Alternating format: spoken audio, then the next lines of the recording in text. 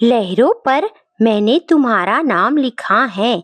कल सुबह बालकनी के अपने दिल अजीज कोने में धीमी आवाज की संगीत और खुद की रोपी खूबसूरत फूल व पौधों के साथ चाय की चुस्कियां सदा ही मेरी पसंदीदा शगल रही हैं।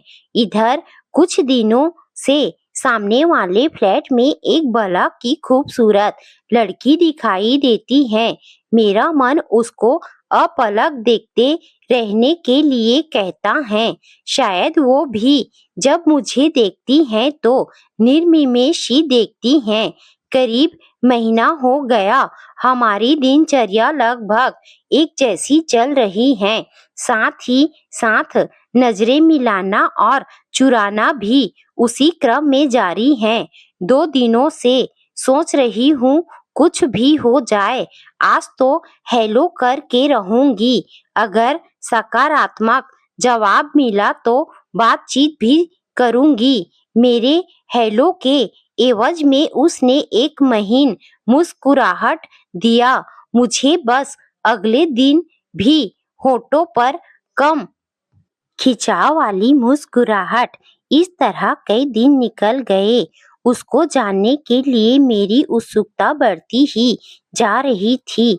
हर रोज वह गुमसुम सी अपने पौधों को हौले से पुचकारते हुए कुछ बुदबुदाती थी, या हो सकता है कोई गीत ही गुनगुनाती रही हो। दूर से ठीक ठीक कुछ भी समझ पाना मेरे लिए मुश्किल था।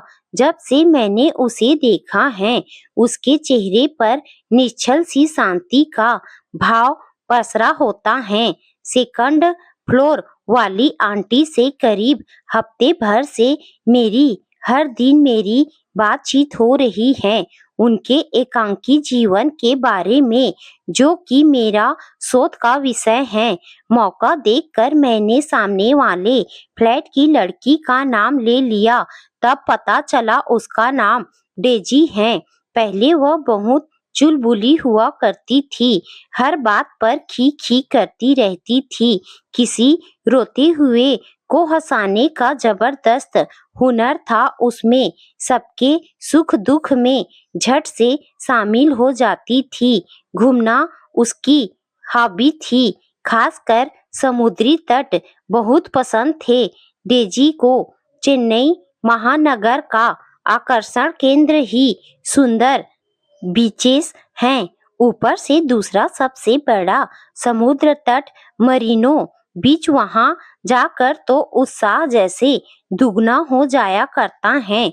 उस दिन भी वो मरीनो बीच ही गई थी घूमने। सब कुछ सुहावना था, हर बार की तरह लहरों के उतार चढ़ाव को शांत भाव से सुनना, मानो जीवन को आशा के संगीत से भर देना।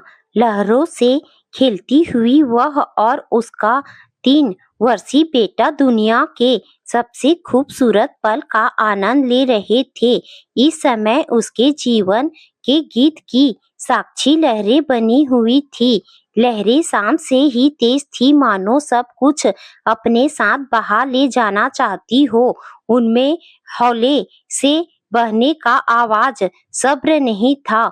उसका बेटा अपने पिता के साथ रेत का घर बना रहा था। अब लहरें उसके लिए दानवी हो चुकी थी।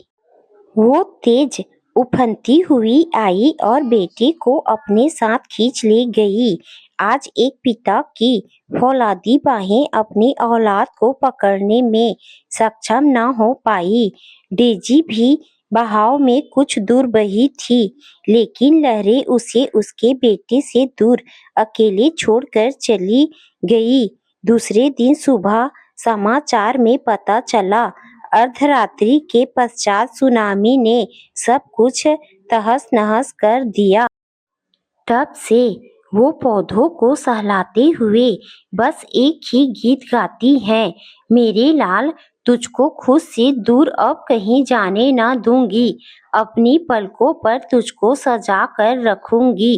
कोई तूफान भी आकर जो टकराए मुझसे, उसको ध्वंस कर तुम्हें अपने सीने में रख लूंगी।